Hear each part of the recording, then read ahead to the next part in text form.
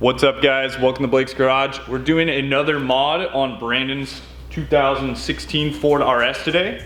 Putting on a Catless downpipe right here.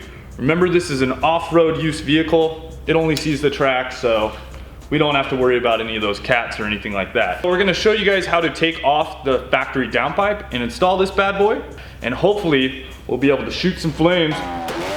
So what are the first steps here, Brandon? We're gonna take off whole intake, you know, top and bottom box, and then pull out then the battery and the battery tray. All this stuff's coming out. Some of you may know, but like the manual tells you, you have to remove the PTU or pull an axle out to do the downpipe. You don't have to. With all this out, I'll show you, you can actually access the plugs for the O2 sensors and the air fuel sensor and get to the top nuts, which are back there. I love those little flex drivers you got. I still need to pick some of those up. Those are so good. Dude, I use them like every day. Well, obviously I use a lot of tools every day. So this stuff is pretty straightforward, guys. You're pretty much just tearing it all apart. Nice and fun. So we're just taking off all the clips, removing all the clamps, and just gonna pull this whole section off. Grab the chingadera. The chingadera.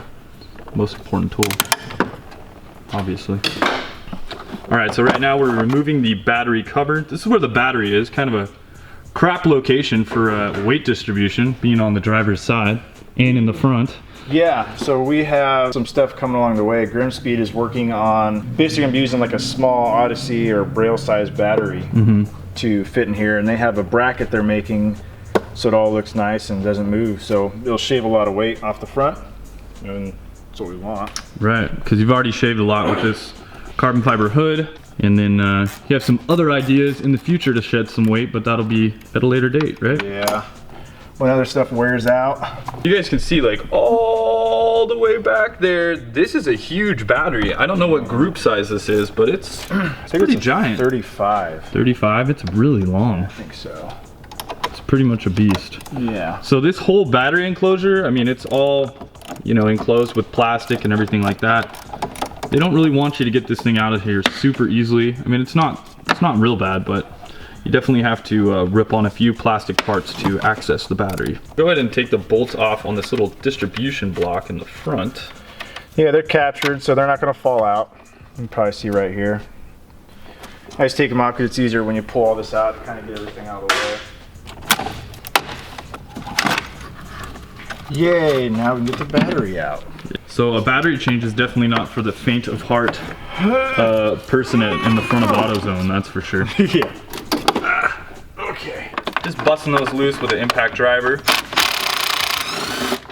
One of the best tools you guys can pick up, one of these things. Love it. If you don't have one and you're working on cars, get one. It will save you so much time. Well worth it.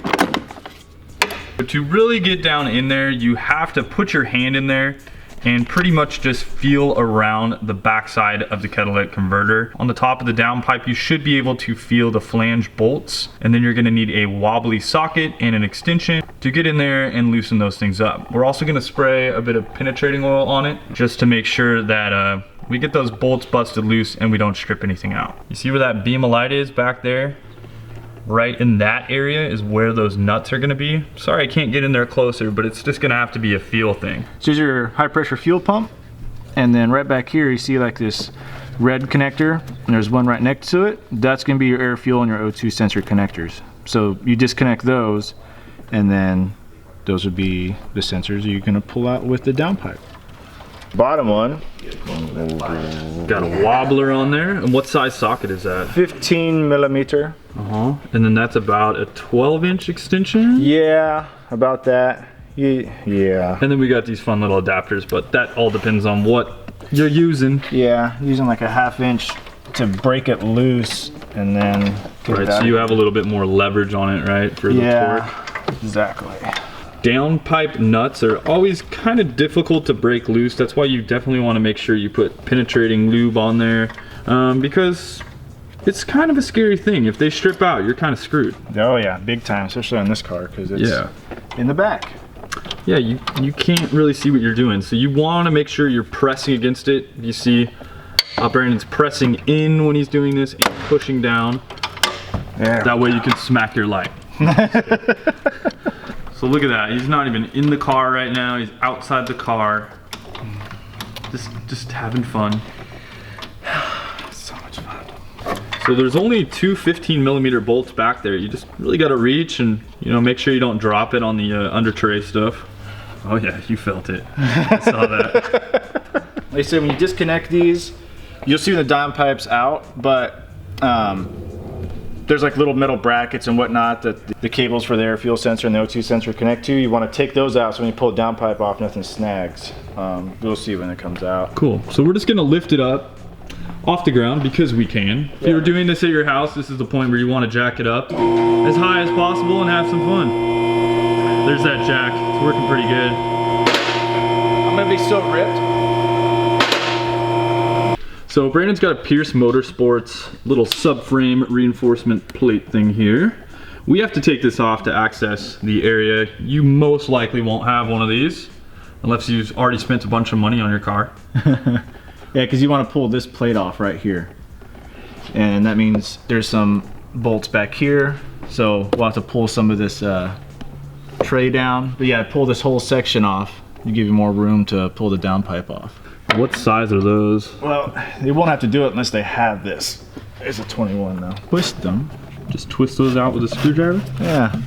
And you'll see they kind of attach to a stud. Everyone's favorite stuff or things.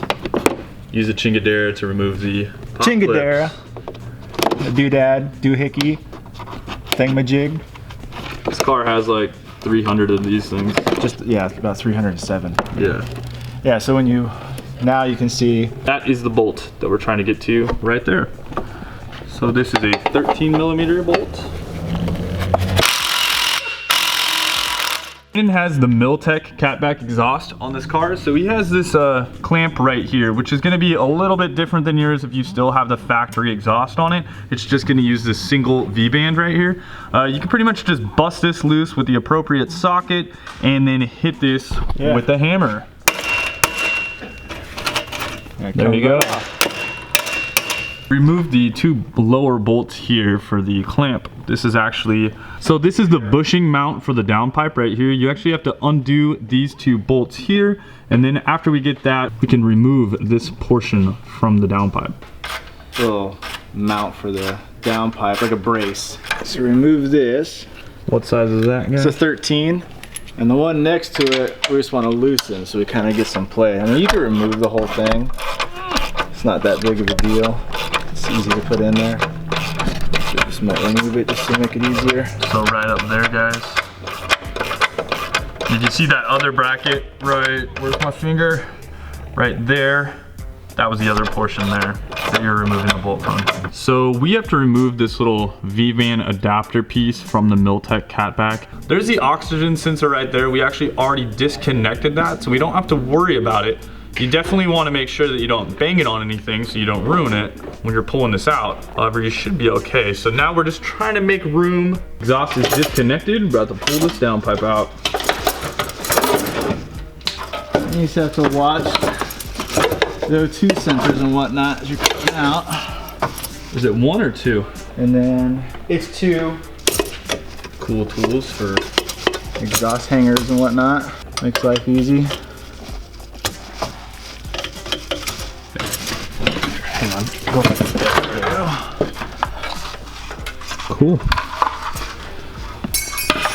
So there's the old one. So besides the benefits of blowing flames out like a badass, a little bit of weight reduction here too, so that's nice. Now with the downpipe off, you can kind of see where those bolts are. So if you see the opening of that exhaust hole right there, that thing right there, the bolt, the stud is there, and you have a stud here, right there. So those are the areas that you're gonna be coming from the top to loosen up, but you know, I wasn't really able to get a good shot in there because it is some tight quarters. So good stuff. Now we can put on the new one. What did you notice here on the downpipe? So they changed the location of the O2 sensor here. So going back in might be a little trickier. Especially the catted pipe. That one's on this side on that one, and it's on that side on this one. Yeah, and this one's pretty close to the same. So one very important step whenever working with exhaust studs and things like that is to apply some anti-seize on the threads. That way if you ever need to get the downpipe off again, you'll be able to, or else that thing is going to be sealed shut. Using an O2 wrench, removing the O2 sensors, and we're going to put them in the new downpipe. The anti-seize on these too. Right. But don't get it all over the sensor and whatnot. Right, just on the threads itself. Just in this area, guys, you want to apply that anti-seize. Don't get it on the sniffing area down at the bottom. Just tightening back up those O2 sensors. He's got this brace in the way. Yeah. He's gonna have to twist it through and figure out how to get it in there. Not break anything in the process, huh? Yeah, that too. That's a good point.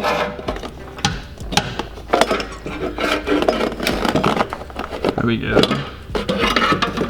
Not bad. And you guys can see you wouldn't need a ton of ground clearance to get this downpipe off, because it is a fairly short downpipe. It's not like a Subaru downpipe, you know, you can get those off underneath the car, no issue, but they are a little bit longer, whereas this one's nice and stubby. So, you know, if you had the car 12 inches off the ground, you should be able to get this out, no problem. On the studs. Cool. So yeah, that be that. So you got that mount back on. We're basically putting everything back in reverse order. Got that mount on. So we're getting the exhaust all buttoned back up. Went up above the car and actually put the bolts on the downpipe, just threaded them on there. That way when you put the exhaust system together, it wouldn't pop off the studs. So now we got this little piece from Milltek back in here to extend this to the back. So this little bracket right here, when you put the downpipe in, make sure to install that. It could get in the way a little bit, but before you bolt it down, you want to make sure that you can kind of get these two nuts on. Putting that brace back on. Gonna put all the bolts back on. All right, so we're reinstalling the under tray, that thing with about 40 or 50 screws on it and different clips. It's always fun to take off every time you want to access the bottom of the engine. But once we get this back on, we'll clip in the air, fuel, and oxygen sensor in. And then, I mean, there's really no bracket for these, right? So, not like the factory one. So I'm just gonna have to zip tie it up just so it never falls on the downpipe and melts through. Right, meltage would not be cool. Wouldn't be a race car without zip ties. Oh yeah, zip ties. More zip ties you do, the faster the car goes. Exactly. Because you can tell you've done a lot of mods. So right now we're reinstalling the battery box. You have a couple bolts that bolt that down. Gonna put that back in, put the battery back on. We got all the engine stuff bolted back up. The intake is back on, the battery is back in, and we're ready for a startup. All right guys, so this is the cold start Milltek Catback